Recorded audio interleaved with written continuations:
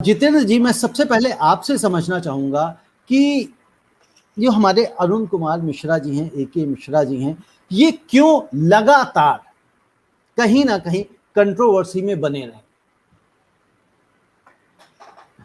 देखिए, पहले तो मैं एक बात आपको बता दूं कि जैसा आप कह रहे थे, 2019 से पूर्व इस एक्ट में, जिस एक्ट के थ्रू ये एनएचआरसी के चेयरमैन अपॉइंट होते हैं, जी, उस एक्ट के through, protection of human rights act जो है, उसके अंदर प्रोविजन ही यही था कि सिर्फ retired chief justice of supreme court इसमें बन सकते हैं।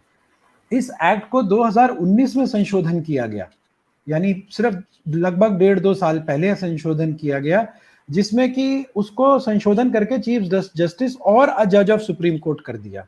तो शायद सरकार ने कुछ सोच समझ के ये लास्ट मोमेंट पे अकोमोडेट करने के लिए किया, वरना शायद अगर ये अमेंडमेंट नहीं आया होता तो शायद अरुण मिश्रा जी क्वालिफाई ही नहीं करते इस पोजीशन के लिए।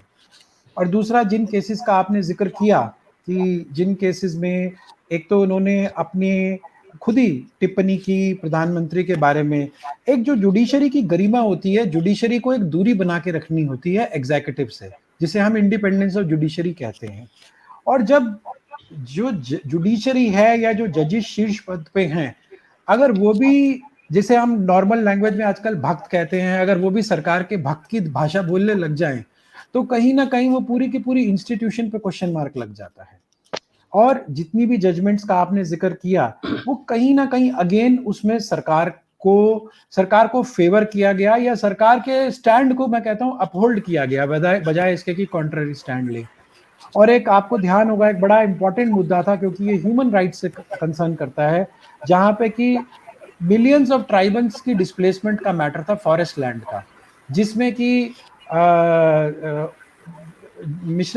जस्टिस मिश्रा जी ने गवर्नमेंट को फेवर करके वो एक तरह से एविक्शन ऑर्डर ही कर दी थी, जिससे कि मिलियंस डिस्प्लेस हो जाते।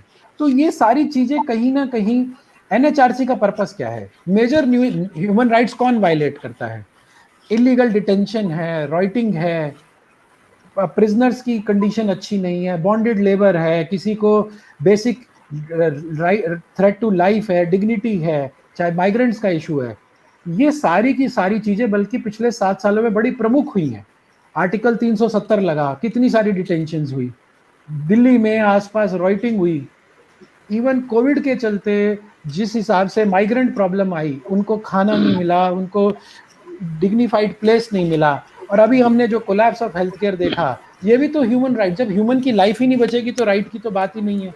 जिस हिसाब से सरकारें मूक दर्शक बनी रही और लोग पेड़ पौधों की तरह मरते रहे, फ्लाइज की तरह, जैसे कहते हैं ना कि भाई ड्रॉपिंग लाइक फ्लाइज, वैसे लोगों की डेथ होती रही। तो कहीं ना कहीं एक ट्रैक रिकॉर्ड की जरूरत है। एक जस्टिस होना सफिशिएंट नहीं है, उन्होंने किस लेवल की जजमेंट दी, क्या उन जजमेंट्स में उनका ह्यूमन राइट वायलेशन स्ट्रेंथन हुआ कि नहीं हुआ, वो एलिमेंट मिसिंग है, और वो पैमाना होना चाहिए था, वो नहीं किया गया, ऐसा मेरा मानना है।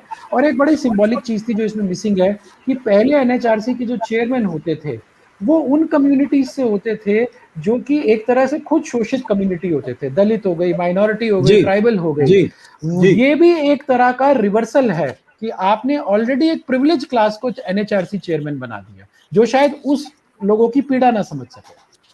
बिल्कुल। और यही जो खड़गे जो एकमात्र एनडीए के सदस्य नहीं थे इस उसमें संगठन में, यानी कि जो लोग चुनते हैं, चुनाव करते हैं, जो कमेटी थी, और उन्होंने ये बाकायदा कहा कि कोई नाम ऐसा आना चाहिए जो शोषित वर्ग से हो, लेकिन उनकी बात पूरी तरह से नजरअंदाज करी गई। और ये भी कहा गया, उन्होंने कुछ और नाम भी सजेस्ट किए कि इन नामों के ऊपर भी चर्चा होनी चाहिए, या आप और कुछ नाम लेके आइए, लेकिन उनके किसी भी सजेशन को दरकिनार कर दिया गया।